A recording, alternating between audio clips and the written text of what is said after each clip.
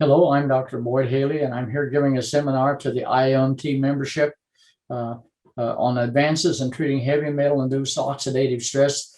And this is done using our recently developed drug that we now have a meeting set up on April 16th with the FDA to discuss the final things we have to do to get this ready for marketing authority. And I want to thank the many members like David Kennedy and Richard Fisher and Tom Colpitz who have helped me get this advanced to this stage. It's been very helpful, and I hope that this turns out to be a big advantage to the IAOMT membership when we get it approved. The general considerations of this study is something that most of you know, and that humans are exposed to multiple toxic levels that collect at different rates in different tissues of the body. It seems that mercury accumulation, however, induces the accumulation of other additional toxic metals because it does inhibit your ATP production and induces oxidative stress, which prevents the body from being able to get rid of other metals like iron, lead, cadmium, and other toxic metals. Now, rational chemistry would predict that mercury would displace both redox metals, copper and iron, from native binding sites. We know it does that. It inhibits the enzymes that displace the copper and iron and causes pools of the unbound redox metal, copper or iron. And these redox metals are what are needed to induce oxidative stress or the production of hydroxy-free radicals. Pooling of the redox metals iron, due to its high concentration in the mitochondrial electron point system, would be most prominent in the central nervous system, which is what we see. And the central nervous system cannot excrete metals like iron efficiently because of the blood-brain barrier. This would induce oxidative stress in the brain and the central nervous system. And this is how mercury induces oxidative stress as we age. To effectively treat such conditions, a blood-brain barrier permeable chelator would be required. And that's what NBMI is, as we'll show in the later studies here. NBMI is different and much more effective than all other chelators we know about entering the blood-brain barrier and entering the brain and chelating toxic metal. We've shown that. Now, this is some data from doctor's data on a particular patient who sent this to me. And this was not a non-provoked sample. As many of you know, if you go to a doctor to see if you're mercury toxic, they test your urine unprovoked. And then the provoking agent for this would be something like EDTA, DMPS, or DMSA. And so when you're not provoked in the blood, the levels of these metals are within the reference range usually, although they can be out, but they're usually not. Now, once you get it provoked, as we see in this slide, and this is the same patient, the same urine source and everything, but it's after provocation with calcium EDTA, 1,500 milligrams of DMSA, which causes the release of mercury and other toxic metals. In this case, this person had been treated with some but he had very low mercury, but he had very high lead and gadolinium and nickel and tin concentrations that were released when he was provoked with a EDTA or DMSA or the combination of the two. And so when you see this, what you want to be able to do is eliminate this increase on provocation, because what we know about these compounds, neither provoking agent, EDTA nor DMPS, effectively enter cells, cytocells, and increase the urinary mercury content, is most likely a removal of these metals from the arterial and venous walls. In other words, it does not remove mercury from inside the cytosol, but it picks up the mercury on the arterial and venous walls of the cell blood vessel walls and causes this to go out in the urine. But it does not decrease the intracellular body concentration of iron and levels in several experiments that have been accomplished. You would have to treat for a long time to accomplish this.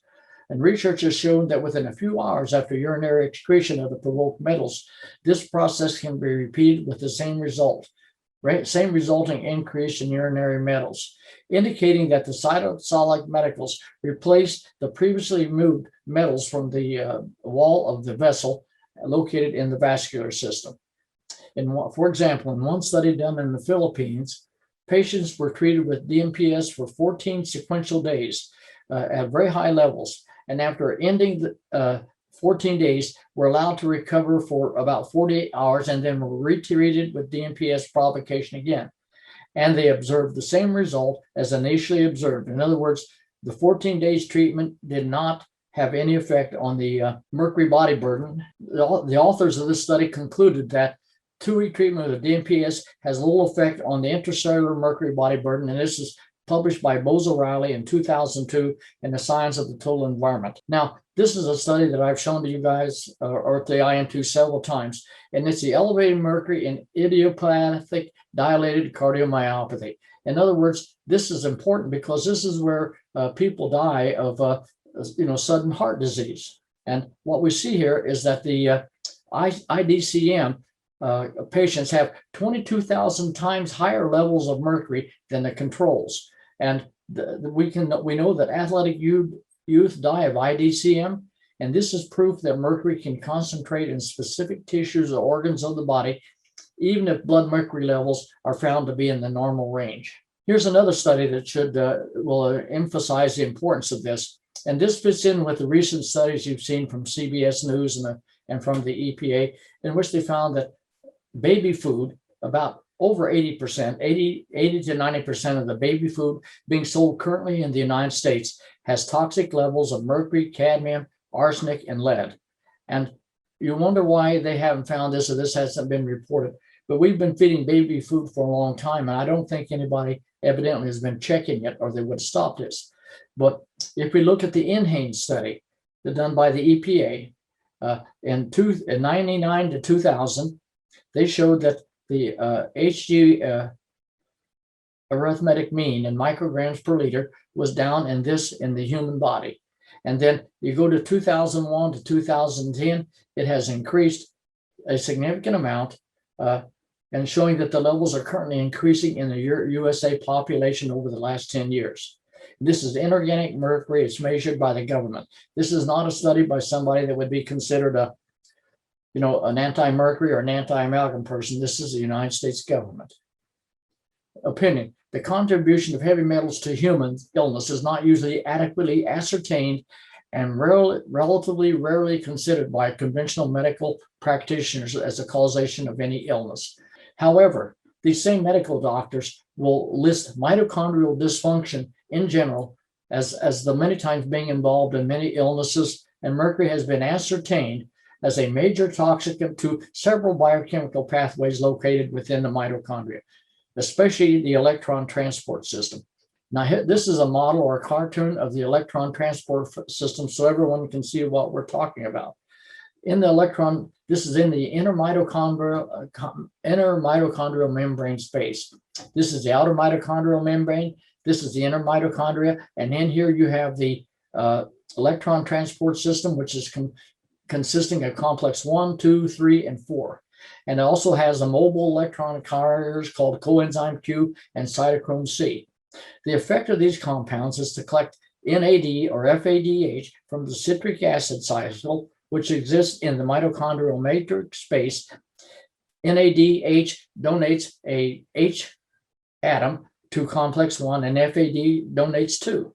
And they come in here, and in the complex, there are iron sulfur centers that bind the electron off of the H0, making it H+, and excrete it into the electron, the inner mitochondrial membrane space out here, and you get a pH gradient across the biomembrane. And this occurs increasingly as you proceed down the electron transport system, and all of a sudden you end up with a high level of protons in the inner mitochondrial membrane space, and this mitochondrial gradient, being very low on the inside because it's transported out, is rapidly used by complex 5 to make ATP. And this is called the chem-osmotic theory. And this is too complex to present in a meeting like this. But if you go to your general biochemistry textbook and look up the chem-osmotic theory of ATP production, you can see that this is how it's done. Now, here's a chemical description. The NADH goes to complex 1, gives up H0. H0 and complex 1 with the iron sulfur centers will pick up an electron and transport it off to CoQ or kick it out. And this goes into complex 3, which again has some iron sulfur centers, and which donates the electron to a cytochrome C. And this goes to complex 4, which converts 1/2 molecule of water, or O2, to H2O. And this is where and the production of this pH gradient is what's used to make ATP. We know that mercury inhibits ATP production by the mitochondria. And if you look at this, you can see that if mercury comes in here like at the complex 4, it will totally block the electron transport, and these electrons cannot move down this pathway, and they leak out. They come out into the intermitochondrial membrane space, and that is where your oxygen is waiting that you inhale. And this oxygen will interact with this electron, forming superoxide anion, which is the first step in the production of hydroxy-free radicals. So this superoxide anion, through dismutase, is converted to hydrogen peroxide. Hydrogen peroxide is the major source of synthesis for hydroxy-free radicals, but it does require free iron.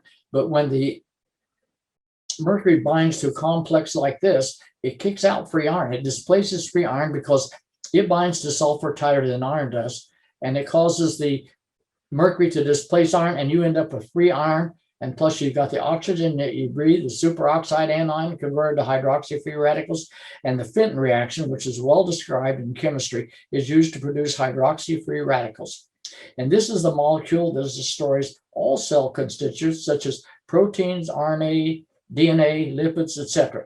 It's normally scavenged by the protective glutathione you have in your cells, but if you make too much of the hydroxy-free radical, it will totally deplete your body of reactive glutathione, which you need to function properly.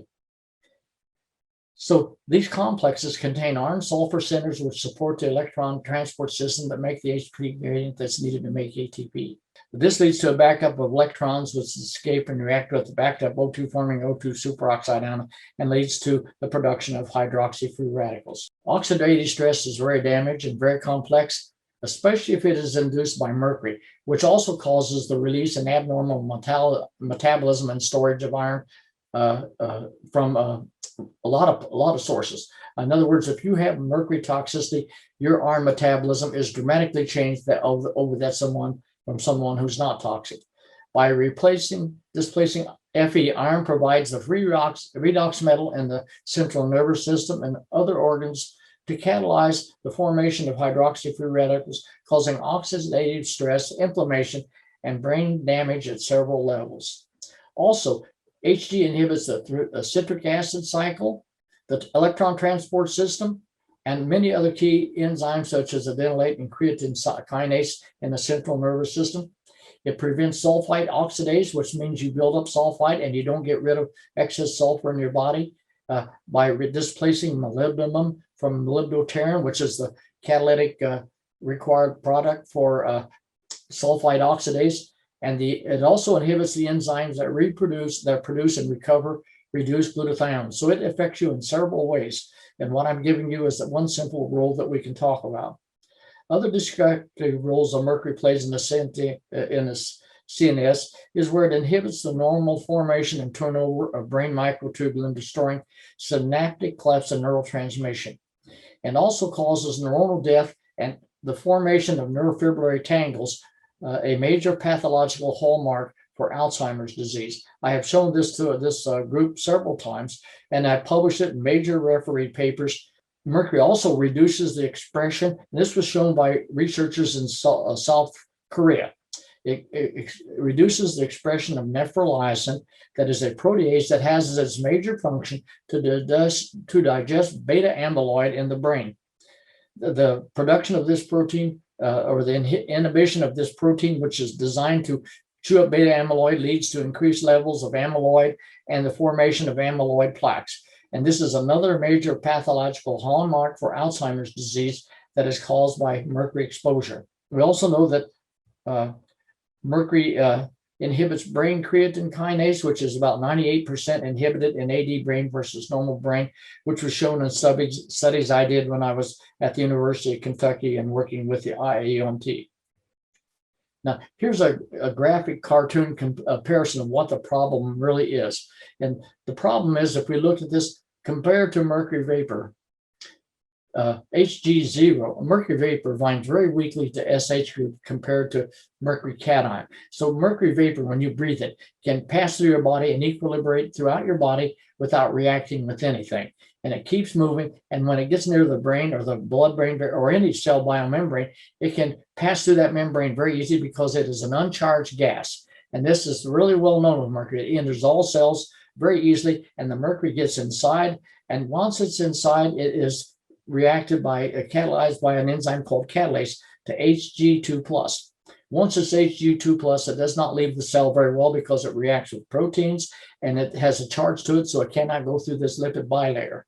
In contrast, EDTA, DMPS, which are all charged, EDTA has a -4 charge, DMPS has a -2, and -1, and DMSA has a -2 charge. They do not enter the membrane or enter the cells very well at all. They stay in the blood and are relatively rapidly excreted by the kidney. However, methylmercury and ethylmercury are positively charged, has one positive charge, but they have very high affinity for the chloride that's very high concentration in the blood. And they react with the chloride to form ethylmercury chloride. And this is uncharged. It goes through the biomembrane, both ethylmercury and methylmercury, into the brain and into other cells with a great deal of ease. And once inside, they react with catalase and they're converted to Hg2+ also. But you'll see that methylmercury and ethylmercury are both very toxic to the biomembrane. For example, it has been reported by Sharp et al. In 2012 that ethylmercury concentrates in the cytosol and the mitochondria by 5.6 and 1,000 times the blood levels of ethylmercury. In other words, once ethylmercury collects in the mitochondria, it doesn't leave, it builds up there and gets the levels that are incredibly high. And this may account for the high mercury body burden that can replace any mercury removed from the blood by water-soluble chelators. But the bottom line is, NBMI's major advantage is it is a heavy metal chelator and an antioxidant, and it does this, and it goes through the biomembranes with a great deal of ease, and we've shown that, and we'll show that later in a radioactive study. Now, to confirm what we're talking about, this is dimercaptylsuccinic acid, DMSA, and you can see that at physiological pH, it has two negative groups, as this acid, the carboxylic acid on both ends, would lose this proton and become negatively charged. DMPS is SO3H, and at a physiological pH, it would be SO3-. However, British anti-leucide agent, or BAL, is uncharged, and it doesn't lose these, but this compound is very toxic by itself. It was used to treat toxic gas poisoning in World War I and World War II, developed by the English. And so this is probably the reason why people didn't try, as I did, to make hydrophobic or lipid-soluble chelators, because this one was so toxic. But our chelator is not toxic. If we look at these compounds, we know that they do not form chelation like is proposed. If you have DMSA, you have two SH groups are on adjacent carbons, and there is not enough space between these two thiol groups for a mercury atom to fit. So even though they draw it like this, and you've seen it in numerous research publications where they talk about the chelation of mercury with DMSA or DMPS, it does not happen. And this was published by George G.N., Mercury Binding to the Chelation Therapeutic Agents, DMSA and DMPS.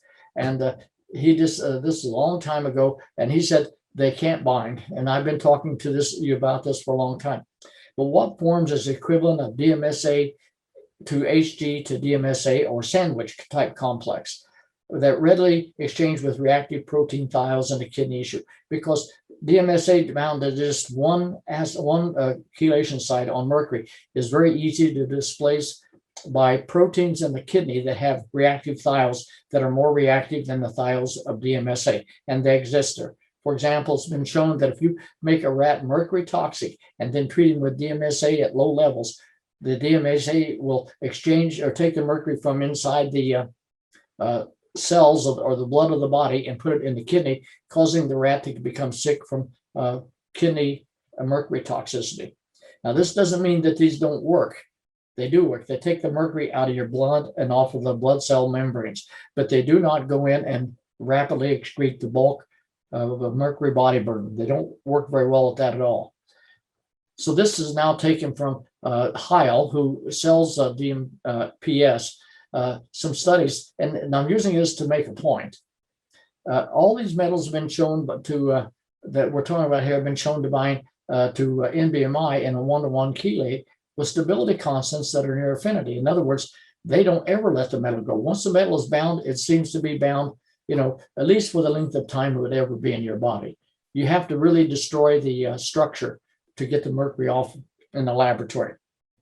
However, in DMPS, there's 2 pKa values. Now, a pKa value is the binding constant. A pKa equals a log of the metal chelated concentration divided by the free metal. And if you look at it, these are log formation constants. And you can see that most of the mercury is bound, but it comes off. I mean, you can measure the exchange rate, and it binds mercury tighter than it binds cadmium or cobalt or chromium and copper, iron. But in binding all of these, it can deplete them because it binds them tight enough to cause them to be effectively excreted by the kidneys. But that doesn't bind them tight enough to keep them from reacting with reactive thiols in the body. So the comparison is, since you can look at these chelation things, that means it has a measurable on rate where the mercury binds, and it has a measurable off rate of mercury to make a pKa value. And with NBMI, the off rate values are so small. In other words, if you make NBMI mercury, it precipitates out and you can't get it to release that mercury for any reason that we know of. We've tried everything possible to get it to release mercury, and it won't do it. So that means once it's formed in the body, it's probably excreted with the processes that the body uses to excrete hydrophobic compounds. And this is considered to be indicative of thermodynamically irreversible binding. And that's what we would say with mercury NBMI complex. It's nearly impossible to measure. Therefore, once mercury binds NBMI binds mercury into an NBHG complex, it will not ever release it in any measurable time while in the body. And now, to be an effective compound at eliminating heavy metal toxicity, the chelator has an advantage if it has a long plasma and organ half-life without chelating. NBMI has a plasma half-life of about 22 to 25 hours, where DMS and DMSA have half-lives that are measured in minutes. For example, down here, and this is taken from the Heil book also, and in humans after IV administration, it lasts in the blood about 30 to 45 minutes at the most. NBMI, under the same condition, has a blood half-life of 22 to 24 hours. It sets in the plasma and then the blood membrane and sits there until it allows the mercury to move around before it chelates it for a long period of time. And once it binds it, it never lets it go. This is the basic idea behind the mercury provocation test. Giving DMSA or DMPS will greatly increase the urinary mercury levels for a very short time after ingestion or injection. But the Hg increase is not from intracellular locations, but is Hg removed from the blood vessel walls because it never gets inside the cytoplasm to do that release. This is from the Heil handbook on DMPS also, and it shows the following order of excretion of heavy metals after mobilization with DMPS has been given in various publications, and it causes the removal of zinc and copper faster than it removes arsenic, mercury, and lead, or tin, or iron, or cadmium, and nickel. According to this, zinc was the best mobilized, and that's not why you want, because zinc is an essential metal. To what extent the officers have observed this themselves or how far they depend on literature cannot be ascertained. Measurements that confirm the order are also missing. But from the research published from the University of Kentucky patents, which I was involved in helping, I was on a graduate committee of the student that did this. In comparison, NBMI has the order of binding to be mercury much greater than lead, lead about equal to cadmium, and cadmium greater than iron, zinc greater than copper, as determined by metal displacement studies on NBMI metal precipitates.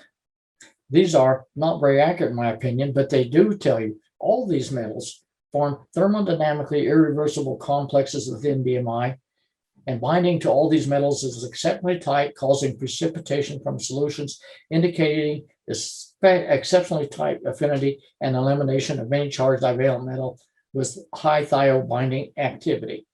NBMI shows a clear presence for the binding of the most toxic heavy metals versus other chelators like DMPS. And here's an example of this. In the laboratory, checking out mercury, lead, cadmium, and copper and iron at different pHs, near physiological pH. We started out with a solution that was 50 parts per million of the metal, and we added to that a 1-to-1, a 50 part per million of the NBMI. And what we can say from this, the percent removed from the boiler and formed in a precipitate at the bottom of the test tube was usually over 99% for lead and mercury, and over 98 to 98% for cadmium. Copper was around 99 to 93%, and iron was 98 to 99, almost 100%. In other words, if the copper and iron are not bound, they are very tightly bound by NBMI. And what we'll find in our studies is that this was scary. This is my major concern when I started out with this molecule, was how much copper and zinc and iron would it remove from the human body. In other words, what effect would it have on essential metals? And to make we all understand this, we have tested this extensively in both animal and human models. And in the human body, since they're bound by protective proteins, both copper and iron are totally protected against excretion by NBMI. I mean, it just does not excrete them at all. There's no decrease. Now, this is important, especially when you look at some of the studies we've done in studying COPD. Now, this work was done by Ian Medway at King's College in London, and by the Swedish Department of Defense, when we were thinking about using NBMI to see if it would prevent COPD disease. And if you take bronchial or alveolar lavage samples or ball samples, they can make oxidative stress. They have a low level of oxidative stress that occurs all by themselves. But if you add copper, 2 micromolar copper to them, the level and the rate of oxidative stress or hydroxy-free radical production goes up dramatically. And this gives us a system, a biological system to test the effect of DTPA, EDTA, and NBMI on preventing oxidative stress. And you can see that DTPA, that's just EDTA with an extra carboxylic acid, has 5 instead of 4 carboxylic acid groups. It's also an incredibly toxic compound, so it's not used in humans hardly at all.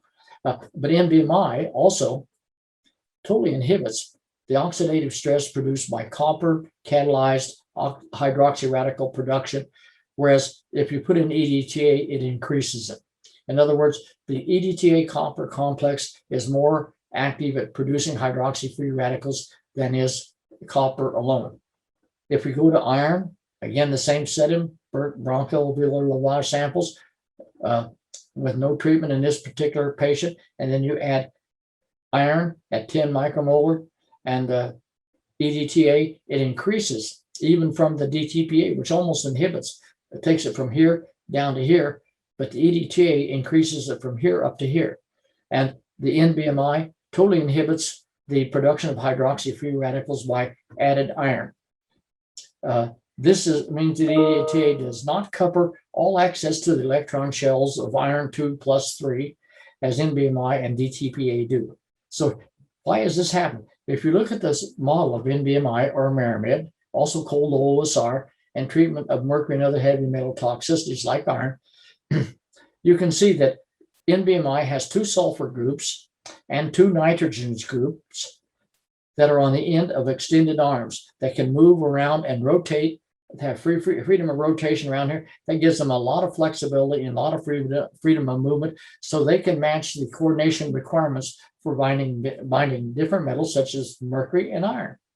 In this particular one, the mercury and the iron are held in this complex here, interacting with having the benzene ring on one side with the electron shells around the benzene ring being involved also in part of the cover up, but then the unshared electrons from nitrogen can interact with the metal like it does in the iron binding to hemoglobin. And then you have the 2 thiol groups that come in here and pull this in to where we have the metal locked into this area here, and it is not available to exchange those electrons, and it eliminates the toxicity and the ability of the NBMI bound metals to be toxic or participate in any chemistry. And this is the reason the compound is so protective, is that it's designed to be able to bind several different metals. And we have shown that this compound binds all the toxic metals, even though each one of them has a different coordination chemistry, indicating a different orientation of binding, and the different size of the metals, it is capable of adjusting its size into an induced fit type process. But here's a cartoon of two possible general finding forms of NBMI that allow for covering of the reactive electron shells of different bound metals depending upon coordination chemistry. Mercury is well known to want to form two 180-degree bonds from thiol groups to do it. If you take mercury chloride, it'll have one chloride out on this side and one out on this side, because its electron shell is in the S shell, and it has two electrons that are gone that are equal and keep the outer shell totally done. So NBMI binds mercury very tightly because it forms this double thiol bond, which is the most stable bonding coordination chemistry for mercury.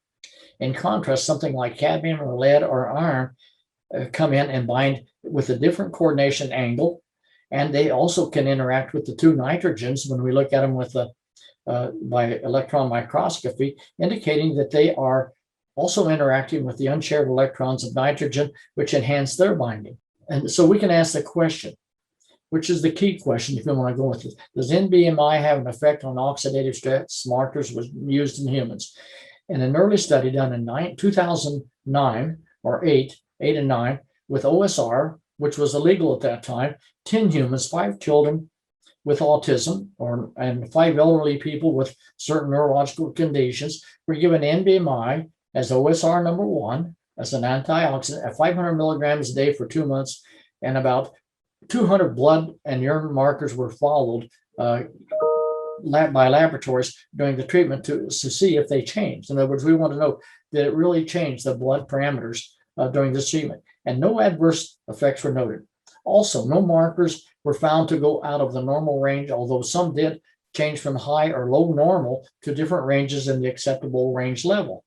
However, one thing we did notice, there was a marked increase in reduced glutathione levels because these people were all suffering from oxidative stress because they were sick.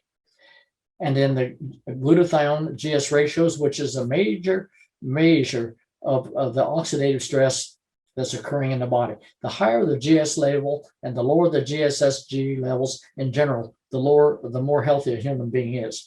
But here's the results from those 10 people we studied, at least some of them. And the 72-year-old female, 2 of them, and one 73-year-old female, they all showed an increase, because this was the 0 time, the first day we checked them without any NBMI treatment. And this is the effect after 2 months. It went from 11 ratio to a ratio of 49. That's a remarkable increase. And every one of these increased from the 0 time to 2 months, and some of them quite remarkable. And here was an 8-year-old white male with ASD, and you can see went from 40 to 87. And the children all had higher glutathione levels for the most part than the sick people. The one white female with severe autism was given NBMI by dissolving it in olive oil and rubbing it on her thighs by her mother, because she refused to eat it. So here is the book. It's in toxicology and environmental chemistry. This was basically done in my laboratory with my graduate student, Naladra Gupta, and we did this in collaboration with Dr. Roger Buchanan at the Arkansas State University in graduate program in molecular biosciences, and David Clark, who was his graduate student. Now they repeated some of the stuff that we did, so I would think it couldn't be just said something that was done only in my laboratory. And what this compound is, if you read the results of this paper, which we're going to show you most of it in just a minute, this paper showed that NBMI was very effective at preventing death from injection of toxic levels of mercury, and that it collected in the body and had several aspects that are still true today. I mean, everything said in this paper and speculated on in this paper have turned out to be true. But if you want to really follow this, because this stuff comes through and it's rather complex, get a copy of this article that's listed here, and you can get or email me and I'll send it to you electronically. But it really shows that NBMI was very effective at preventing mercury toxicity and death from mercury toxicity. NBMI protection against mercury toxicity and safety. I want to summarize this very quickly. Safety. In addition to the published study just mentioned, we did a commercial study when I was still at the University of Kentucky and confirmed that NBMI was not lethal at 5,000 milligrams or 5 grams per kilogram body weight to rats, the highest testing level possible. We gave that to them and they did not get sick, and there was no decrease in essential metals or any toxic drug-induced adverse effect, except they seem to have, some of them seem to have a little bit of diarrhea when you first gave it to them. The HG toxicity protection by NBMI, which we'll show you later in this study, was given. We gave a single or double the lethal dose of mercury, and these rats died within 3 days with a double dose and 6 days with a single dose, exhibiting head tremors and convulsions before days. Rats similarly injected with mercury, but 20 minutes later, subsequently given the new chelator or NBMI, did not show any signs of toxicity except to drink more water and appear slightly less energetic for 2 days. They fully recovered and were quite active after 3 months of survival, with no signs of tumor, hair loss, tremors, or any problem at all. This research was being done in 2009 and 10 for the purpose of obtaining FDA EMA approval for marketing of this new chelator.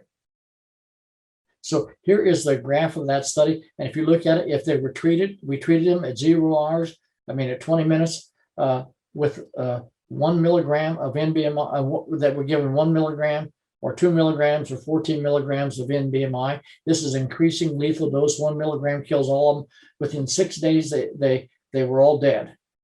You can see here, at the end of 6 days with 1 milligram per kilogram body weight, they were all dead. And if 3 milligrams, they were all dead within 48 hours. However, if you give 14 milligrams, they were all dead within three hours. But if you gave them NBMI, they were all alive. All those that were dead at 3 hours were alive 48 hours and later. And at the 48 hours later, there was 67% of them were still alive. And those rats never, ever died. I think we could have saved the lives of all these rats if we'd given them a second dose at the 24 hours or sometime before the 48-hour death point. So this compound, I think this is really strong, efficacious data. It shows that NBMI prevents death and toxicity due to mercury toxicity. Each group consisted of 6 rats that were first ingested subcutaneously with the indicated amount of mercury chloride in the stomach, under the stomach skin, and dissolved in the PBS on the right side of the stomach area.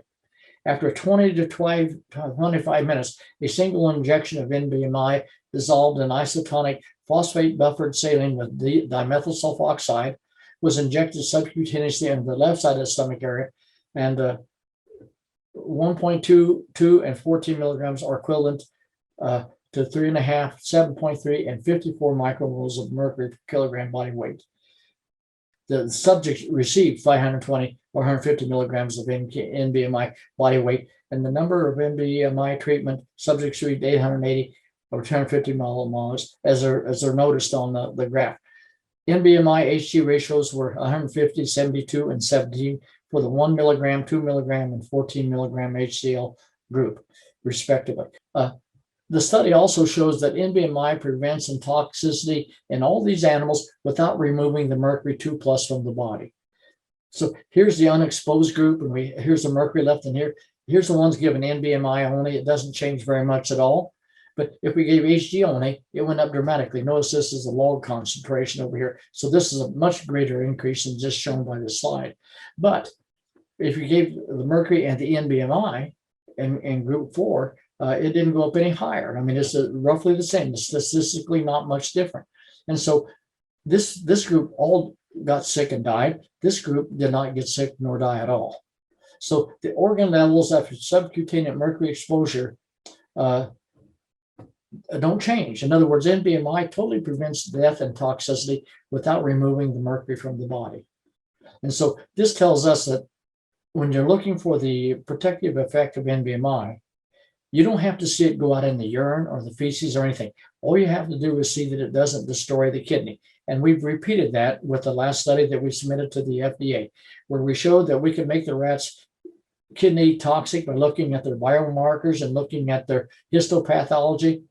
And after 5 days, when their kidneys are almost totally, very severely damaged, if we start giving NBMI, we can recover them. And it has nothing to do with the elimination of the mercury in that time. And we also know, I did a study several years ago where I produced the compound mercury NBMI complex in a test tube. In other words, I took NBMI and precipitated it out, forming this complex. And then I dried it, washed it with EDTA, washed it with methanol to get rid of all the EDTA that would be present, and also the mercury that would be bound. And it had, but when they gave 2,000 milligrams per kilogram body weight, when it did this, it had no detectable adverse effect, even though this 2,000 milligrams of HG-NBMI is equivalent to gavaging in 2,000 milligrams of mercury, inorganic mercury. And it didn't allow any toxicity. Also, it didn't even release 1/200,000th of the mercury that's in there, or it would have killed the rats. And so we did a study some time ago looking at the effect of mercury on the concentration in the kidney. And this is we injected a rat with a non-lethal dose of mercury, and then after a period of time, injected NBMI to protect them. And what we found is that the NBMI protection of the mercury intoxicated rat prevented it from losing weight. So it did decrease the toxicity, but it did not cause a rapid removal from the kidney. And it took, after 30 days, both mercury with and without NBMI had dropped significantly and dramatically down to much lower levels. And at the end of 60 days, at the 89 days, there was hardly any detection of the mercury in these tissues. We did the same thing in the brain, and the NBMI seemed to increase the level of mercury that was retained in the brain for day 2, whereas if treated, but it also protected them from toxicity and from any negative effects. But at the end of 30 days, they were both down to almost nothing, and at 60 days, there was none detectable. So what we could say about NBMI, it does allow the removal of mercury from the brain without inducing any toxicity. It does it slowly, though. It doesn't do it any faster than mercury alone. And the reason for this probably is, my speculation, is that mercury is removed. Mercury without NBMI present is removed by binding to 2 molecules of glutathione and being transported out of the tissues and into the liver and the biliary transport system. However, with NBMI, as we'll show later, also the NBMI mercury complex is totally insoluble in the body. And however, when it gets oxidized by the phase 1 of the P450 detox system, that detox system can now use glutathione S transferase to attach glutathione to the mercury NBMI complex and cause it to be released. And that's what we think happens based on the data we've seen so far. So MIAOMT has done several metabolic chemical studies on NBMI showing by fragmentation mass spectrometry that exposure to biological systems containing hydroxy-free radicals generating ability can convert uncharged and insoluble NBMI into a charged and soluble metabolite that was identified as NBMI with one of the extended thiols converted into a charged sulfite SO3 minus molecule. This SO3 negative charge makes this water soluble and allows it to be removed through the kidney. This all will be caused by scavenging a reactive oxygen species like a hydroxyl-free radical, because the ORAC score for NBMI is incredibly high. It is one of the best oxygen radical scavenging molecules ever made, one of the best antioxidants ever made, and it gets inside the cells and it does not induce any toxicity. It has no toxicity at all. So it is a very good treatment for hydroxy radical or oxidative stress. In addition, MIAOMT has funded 2 studies using radioactive forms of NBMI to study the metabolism, absorbance, and rates of excretion of NBMI from various organs in test animals. This was done to ensure that no organ concentrated NBMI, like the heart, or failed to excrete the NBMI over a reasonable period of time with or without mercury present. And that's what we've seen. NBMI presence binds to the mercury in the tissues, and it is excreted, although rather slowly, but not any slower than mercury itself, probably as a glutathione or phase 2 metabolite in the detox system. Also, such studies give information as to whether NBMI is translocated from organs of high mercury Hg levels. In other words, we take into those of lower levels, such as from the kidney to the brain. In other words, after 24 hours, there's still quite a bit of mercury left in the kidney, and there's very little left in the CNS, enough to go back in. And what we have found, that NBMI does not translocate mercury from any organ into the tissues of lower levels, such as the brain or central nervous system. This is one of our first radioactive studies. It was much larger than this, but this is being used to show you two things. When we did this, took NBMI and then saw the effect of putting it in with rat or human liver microsomes, which are high in oxidative stress. This is used to measure the oxidative stress modification of many compounds. We can see that the major places measured are here on the aromatic ring, and the thiol groups being modified here. And the thiol groups were converted to methyl groups, which is methylated to prevent the reactivity during excretion. And the thiol group is attached, has a hydroxy radical attached, and this is oxidation by the CYP enzymes of the P450 system. And this allows glutathione S transferase to come in here and attach a glutathione to this thiol group, to this hydroxyl group, and you end up with an NBMI or an NBMI with mercury attached that is attached to glutathione, which has 3 charges on it. And that means this whole insoluble complex is converted to a soluble compound that can be excreted. So we met with the FDA and posed questions from 219 FDA pre-IND meeting. What are the excretion rates? And they wanted to know, what are the excretion rates of NBMI and mercury from each organ of test animals? They didn't think that just because it didn't kill anybody, that it didn't concentrate in the animals. And that's not unreasonable.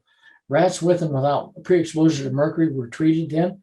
So we know that some of it would be the mercury EDTA complex, and without, it would be just the mercury NBMI complex, or without, where it would just be the NBMI complex. And there was no change. I mean, they both were excreted. The C14 NBMI went out whether mercury was present or not.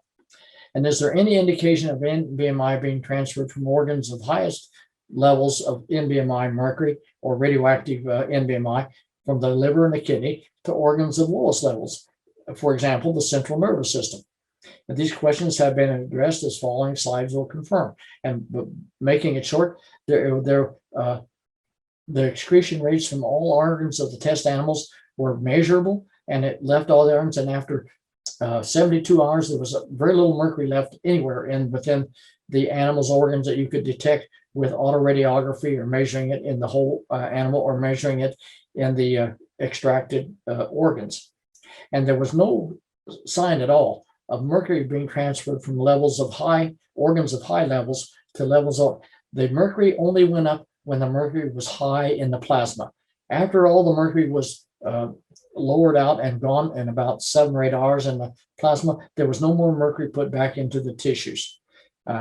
So we can say C14 NBMI in the absence and presence of pre-injected mercury is effectively excreted in both urine and feces, with over 94% reduction within 72 hours, appearing to leave all organs tested. Now, the part going out in the feces has to be the oxidized NBMI complex. In the urine, this has to be charged, or the urine wouldn't take it out, or it has to be bound to a protein in a hydrophobic spot of a protein such as the albumin, and going out as the albumin leaves the kidney. If it leaves in the feces, it's probably marked with glutathione. There was no sign of radioactivity leaving organs of high levels and going into organs of low levels. All organs appeared to excrete radioactivity at roughly similar rates. There's no doubt different organs got rid of the mercury faster, but they weren't markedly faster, and all organs had a rate of excretion. Whole body autoradiography of the rats showed the rates that C14 left each organ. None retained high levels, and all showed rates of elimination. So there is no buildup of mercury NBMI or NBMI in the body under any condition that we've seen. So here's a study we did that the FDA recommended. We were to expose rats with mercury by subcutaneous injection for at least 5 days before we started treating them orally with NBMI. And we had to do this, and then we had to prove that this subcutaneous injection of mercury caused kidney damage. And we did this with histopathology and biomarkers of kidney mercury toxicity. And so we put in about 200 milligrams per kilogram body weight of these rats, 2 milligrams per kilogram of mercury, And we hit the target dose, and we had this number of animals, 11 for all of the tissue distribution, which confirmed what we had seen earlier, that the mercury NBMI leaves the body relatively quickly. So if we look at the total radioactivity in whole blood and plasma after a single oral administration of C14, you can see as these numbers increase up to about 4 to 6 hours, and then they start dropping down below that. Same thing, for each group that we did in, they go up and they increase it between 2 and 4 hours, and then they drop. And the same thing in the plasma. So this is in agreement with the chemical studies that we've done. NBMI peak orally in the blood and the plasma nearly 2 to 4 hours after post-dosing, indicating it's getting around. After 24 hours, almost all the radioactivity had left the blood and plasma. If you look here, here's 24 hours, very low levels compared to what it started out. And if you look at 48 hours, it's essentially all gone. So the mercury leaves the plasma and goes into organs, but it doesn't leave organs, go back into plasma and get back into other tissues. And if this is plotted by the people who did this work, plasma levels of C14 NBMI with increasing time, whether they're treated or not treated, shows that within 24 hours, it's all down to less than 1, whereas above that, it's above 10. So they are seeing a decrease in the plasma levels of C14 NBMI with increasing time. Cumulative excretion of total reactivity. If you look at these values, is 96.8, 97.5, 84, and 93%, with a standard deviation of 7.2. But you see that most of it went out early on in the feces. In the urine. The urine lost about 60%, whereas the feces excreted about 30% of it. So it's going out both as the oxidized form and charged, or as the uncharged form, probably labeled with glutathione and going out through the biliary transport system of the kidney. And here's the studies here. This is the total mercury. It's all above near 90% and levels off. It doesn't keep going out. So they probably got it all out here or have lost it in the cage or someplace. Whereas the urine does the same thing. It quits excreting. So it's not there's none of the blood going out to the urine, and there's none of it going out later on past 72 hours in the fecal thing that they can measure. So here is don't take this too seriously. This is just to show you that we tested all of these different organs, including past this. I'll show you on the next slide. And you can see that some of them were like the bladder wall was up very high. The adrenal cortex went up reasonably high. And some things like the epidermis did not. And then pigmented skin cells, it went up for it and stayed in there for a long time, but other places it didn't. Now, if you look at this and you go out there after 10 hours or 24 hours, you start seeing certain organs have non-detectable levels after 24 hours treatment. These are levels of organs that get rid of the mercury NBMI complex or the NBMI complex very fast. They probably have a lot of glutathione that's protected in these animals that helps them quite a bit. And if you go to the next set, here's a continuation of all the organs tested. There's quite a number, as you can see, that they tested. And again, if you go out to the very end, 24 hours, there's very little left in most of these organs. And some of them, there's no detectable levels.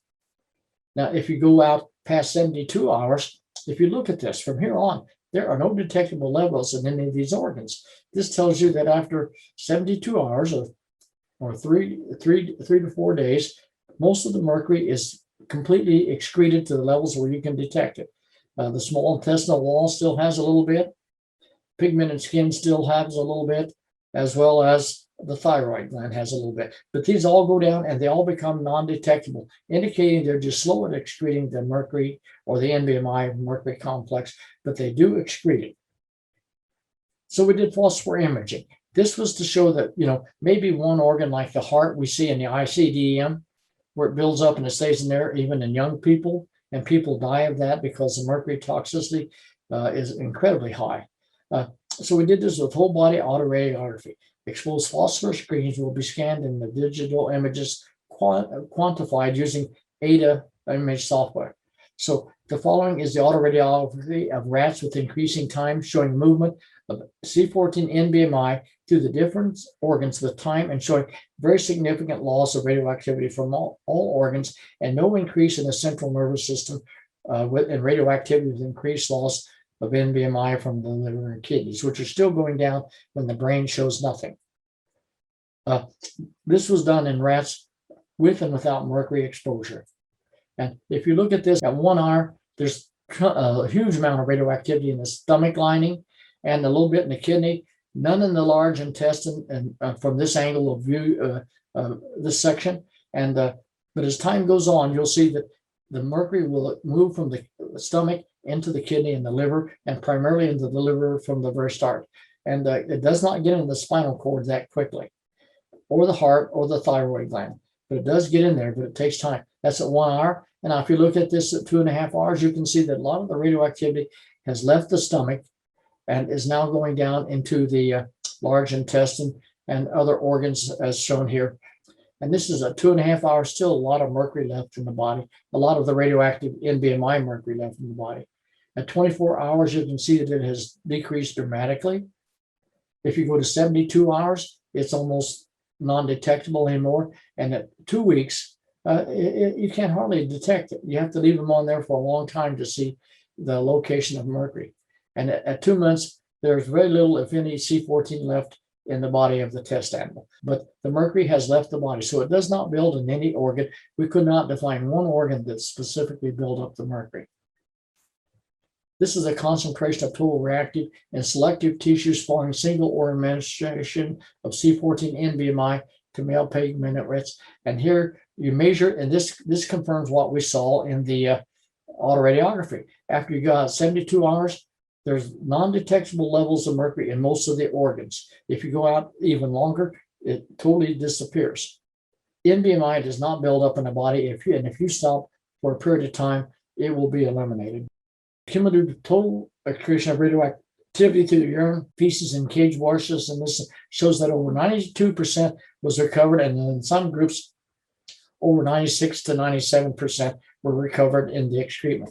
And this is shown down here. You see, in this group, it was 96.9, 97.7, 82.9, and 92.5. And here's some other studies not previously reported that I want to update you with a little bit, because they're done and they have been presented to the FDA. The efficacy study on rats pre-dose of mercury for 5 days prior to starting. The FDA was worried that the long mercury given like I did when I injected it and waited 20 minutes wasn't fast enough to get inside and to where it couldn't be removed by NBMI. So here we took rats and we injected them for 5 days prior to starting the NBMI treatment and showed that the NBMI could still remove and protect the kidneys of this rats from toxic effects and from the production of biomarkers. We monitored the markers in kidney histopathology to detect any reversal of the mercury toxicity, induced toxicity, and what I can tell you in the dose-dependent manner, the NBMI reversed the toxicity and damage of both the histology and the mercury toxicity biomarkers in rats treated 5 days after starting. It's being currently evaluated for FDA discussion at our upcoming meeting. But the result of this study supports a claim that NBMI given orally can both prevent mercury toxicity to the kidney in a dose-dependent manner if given before mercury, and reverse mercury toxicity of kidney that has already been induced by subcutaneous injection of mercury chloride several days prior to treatment. This conclusion is supported by the ability given orally to predator birds, which we've done in Sweden, eagles and owls, to reverse their debilitating condition. So we've also done 2 developmental and reproductive toxicity studies, DART studies, that were done on rat and rabbits. No drug NBMI-related adverse effects were noted in either study at levels that were used to would be used to treat mercury toxicity. Conclusions that MIAOMT is not toxic to the developmental and reproductive systems and likely safe for use in pregnant mothers, infants, and adolescents is my opinion. However, the FDA has yet to take action on our request for this consideration. This will happen in April. MIAOMT has completed 2 phase 2 studies for the use of NBMI or MIAOMT to treat atypical Parkinson's disease and beta thalassemia or iron overload. Both these studies were successful in that there were no severe or no early drug-related adverse effects noted in these very ill patients. Therefore, we are now planning to repeat these studies on some 90-day efficacy studies, which will allow us to say that the drug works. And we're pretty sure it works because the typical Parkinson's disease 2 study was initiated to do anecdotal observation that NBMI eliminated most of the symptoms of 2 different patients suffering from this affliction after 2 months treatment. But we only did this one for 2 weeks, so we didn't do it long enough to affect the treatment to make it obvious. In this safety study, we were now allowed to treat long enough to determine statistical efficacy. In the thalassemia study, there were no adverse drug effects noted, even though they took 600 milligrams per kilogram body weight, and the plasma and ferritin levels dropped on an average of -3%, which is a very promising result for a short-term safety study. So the summary slide on Amerimed, NBMI binds mercury, lead, cadmium, copper, and uranium, and arsenic with exceptionally high affinity, and like the other metals such as gadolinium. NBMI injected or ingested into animals can prevent or reverse the toxic effects of mercury exposure.